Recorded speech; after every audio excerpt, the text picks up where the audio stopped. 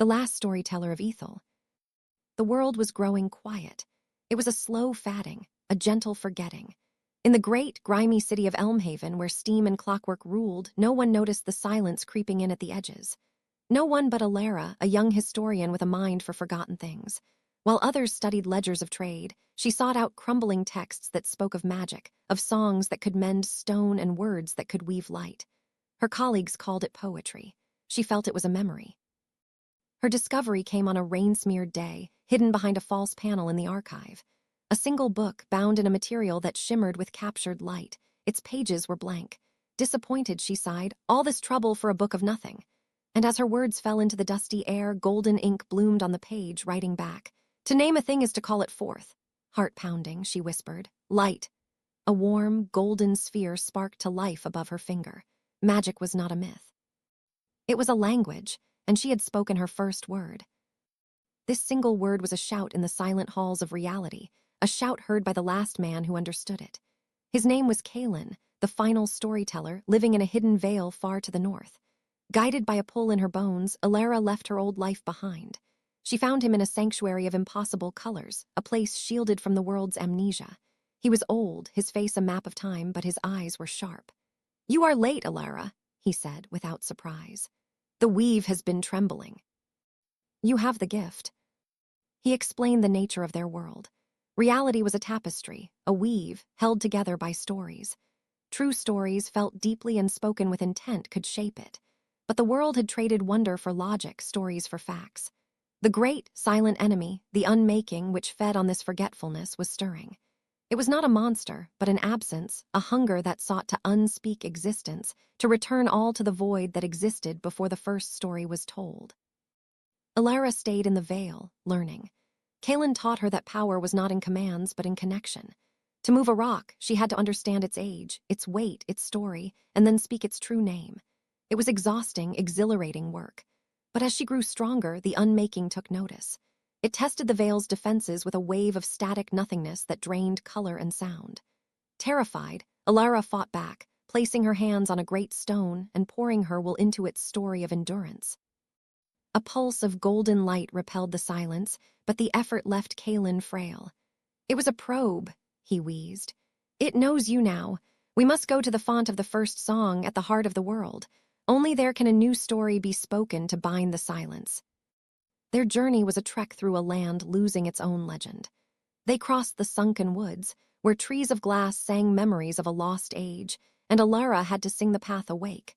They traversed the canyons of echoes, where a misspoken word could shatter the air. They saw the unmakings touch in a village not destroyed, but erased. The houses stood empty, every toy, every carved name, every memory neatly snipped away. They were chased by grimoires, beasts twisted by malicious, forgotten tailies, and counseled by ethereals, fatting creatures of light who were the last fragments of old, beautiful stories. "The teller fades, the binder is young," they chimed. "The final page turns." Kael grew weaker with each passing day. "A storyteller's power is in his stories," he confessed, his voice thin as parchment. "And I am running out of new ones." Their destination was the ruins of Ethel, the city of the first storytellers. It was a place of perfect, pristine emptiness, its white marble towers untouched by time because the city's very story had been consumed. The silence there was a physical weight. Whispers of lost choices and unmade decisions swirled around them, trying to lure them into despair. If the king had chosen peace, if the rain had fallen, Alara felt the hopelessness pull at her soul. But Kael, with his last strength, told one final story, not of kings, but of her. "There was a girl who loved forgotten things," he whispered. "She spoke a word and a light answered. Her story is not yet finished." His words broke the spell of the whispers, and they pressed on. They found the chrysalis chamber at the city's heart. In its center hung a single, shimmering thread of light, humming with a soft, musical note, the last remnant of the song that had sung the world into being. And there, the unmaking awaited. It had no form, only a presence, a void that promised an end to all struggle and pain. "Cease," its voice was the sound of a final breath. "All stories end. Let there be quiet." It moved towards Kael. The old storyteller looked at Alara, his eyes filled with love and pride. "Tell them our story, Alara." The unmaking touched him, and Kaelin unwrote himself, fading not to dust, but to a forgotten thought. Lara's grief was afire. The silence pressed in, seeking to extinguish her. She looked at the fragile thread of the font, the first note of everything. She thought of Kaelin's kindness, of the light she had created, of the stubborn blade of grass that grows through stone. She stepped forward, placed her hands on the thread, and began to speak, not an epic of gods, but a true story. This is the story of a man who remembered. His name was Kaelin. He was kind. She spoke of her own fear and her own bravery. She wove every memory, every person, every small act of courage into her words. This is the story of a world that is worth the telling, she cried, her voice rising with a power that was not her own alone. We are flawed, and we are broken, but our story is not over. The golden light erupted from her, a wave of reintroduction, reminding the world of its own wonder. The unmaking recoiled, unable to consume a story told with such believing passion. The light washed over it, weaving the silence back into the weave not as an end, but as a rest in the music. The battle was over. Elara stood alone, the font glowing steadily, new threads of light sparking into existence around her. She returned to Elmhaven, but not to the archives. She opened a small shop, the Storyteller's Nook, and told stories to anyone who would listen. She taught children to listen to the stories in a piece of bread, in a drop of rain. The world did not transform overnight, but the quiet was gone, replaced by a hum of potential. One day, a little girl questioned if stories were real. Elara smiled, pointed to a dormant seed, and said, "Tell it a story about the sun." The girl whispered, and a green shoot pushed through the soil, reaching for the light. The last storyteller was gone, but the first of a new age had just begun her work. The victory at the font was not a finale, but a new beginning, a single resonant note that began to tune the world to a forgotten frequency. Elara, now the weaver of Elmhaven, felt the change not as a cataclysm, but as a gentle awakening. The grim, industrial air of the city seemed to soften at the edges. Rust on a pipe would sometimes bloom into a delicate, crystalline flower overnight. The steam from the factories, on certain still mornings, would coil into the shapes of great, slumbering beasts before dissipating in the wind. People would pause, shake their heads, and continue on their way, but a seed of wonder had been planted. Her Storyteller's Nook became the heart of this quiet revolution. It was not a place of grand pronouncements, but of gentle reminders. She did not teach spells or true names, she taught perception. To the baker, she spoke of the story of the grain, from a lone seed braving the winter to the golden field dancing under the sun, and his bread, somehow, became more nourishing. To the grumpy clockmaker, she told a tale of the patient mountain from which the metals were born, and his gears began to move with a smoother, quieter precision. The magic was in the listening, in the reconnection. It was a subtle mending of the weave, thread by single thread.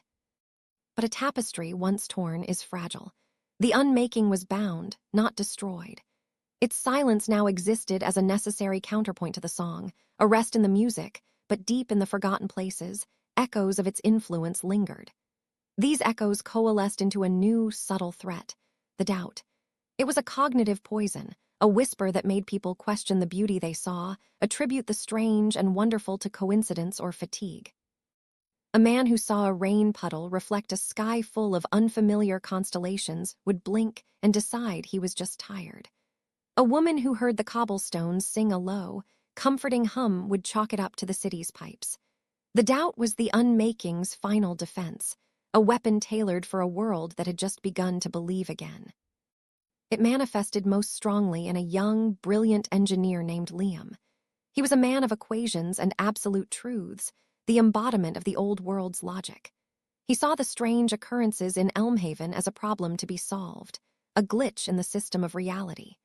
He began to build a device, a complex array of spinning brass rings and glowing crystals, which he called the reality stabilizer.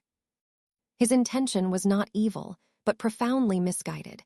He sought to purge the city of what he deemed irrational phenomena, to silence the hum and solidify the world back into pure, predictable fact. His device, powered by steam and stubborn certainty, didn't create silence.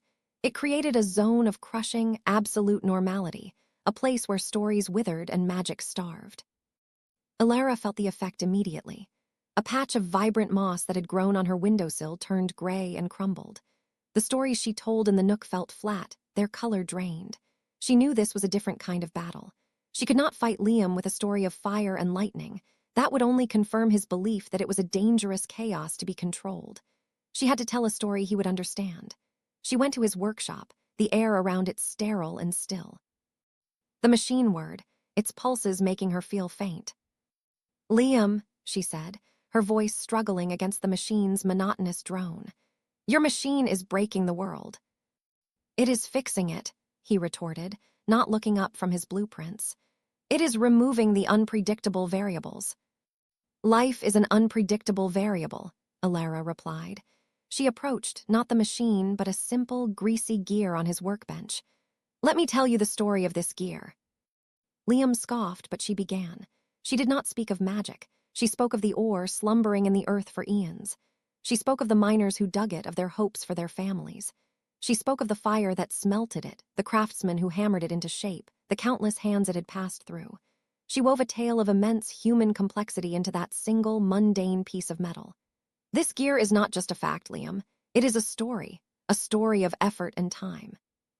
Your machine is trying to erase the story and leave only the fact. But without the story, the fact is hollow. It has no meaning." As she spoke, her words subtly weaving the weave, the greasy gear on the bench began to shine. Not with a golden light, but with a silvery metallic luster, as if being perfectly, lovingly restored. The intricate scratches and tool marks on its surface seemed to arrange themselves into a faint, map-like pattern, telling the visual story of its creation. Liam stared, his scientific mind grappling with the impossible. This was not chaotic magic. This was reverence. It was a deeper order than any equation could describe. He looked from the transformed gear to his whirring machine, and for the first time he saw it for what it was, not a tool of stabilization but of erasure.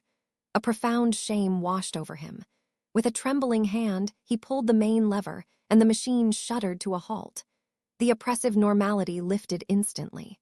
The hum of potential returned, feeling not like chaos but like a homecoming. Liam became Alara's most unexpected ally. He did not become a storyteller but a builder. He used his engineering genius not to suppress the weave, but to amplify it, creating beautiful, intricate structures that channeled rainwater into musical chimes and whose shadows told time not in hours, but in stories. The doubt receded, not defeated by force, but outmoded by a greater, more compelling truth. Years flowed into decades. Alara grew older, her own story becoming a foundational thread in the weave of the new world. She never wielded the grand, reality-bending power of the font again, for it was no longer needed. The power was now distributed, living in the hearts of everyone who listened to the wind, who marveled at a sprouting seed, who told a kind story to a friend. On the day she passed, quietly in her chair at the Nook, the entire city of Elmhaven, for a single, breathless moment, fell into a profound and peaceful silence. And then, from every corner, from every pipe and window and cobblestone, a single, harmonious note rang out, a note of gratitude, a note of remembrance, the world itself telling the story of Alara. The last storyteller was gone, but the story she had shown them all was truly forever. And in the deep, quiet places, the font of the first song hummed on, its melody now joined by the countless, beautiful voices of a world that had finally remembered how to sing. The world was forgetting its own magic, fading into a silent, gray reality. Alara, a historian, discovered a strange book that taught her the power of true speech, words that could shape reality itself. This power drew the attention of Kael, the last storyteller, who revealed that a force of nothingness, the unmaking, was consuming existence as stories were lost. He trained her, but the unmaking attacked, and Kael sacrificed himself, erased from reality to save her. Guided by his memory, Alara journeyed to the heart of the dead city of Ethel, to the font of the first song, the last thread of creation. There she faced the unmaking. Instead of fighting with a spell, she fought with a story. She wove a new tale of the world, not of perfect heroes, but of flawed, beautiful, enduring life. She spoke of Kaelin's kindness, of her own fears and courage, of simple joys and stubborn hopes. Her true story, powered by belief, was a light the unmaking could not consume. The silence was woven back into the song of existence as a rest, not an end. Ilara returned to the world not as a queen, but as a weaver of a new age. She opened a story house, teaching people to listen again, to find the magic in a seed, a raindrop, a kind word. The world didn't transform overnight, but the quiet receded, replaced by a hum of potential. On the day she passed, the city itself sang a note of gratitude. The last storyteller was gone, but she had taught the world that the story never ends.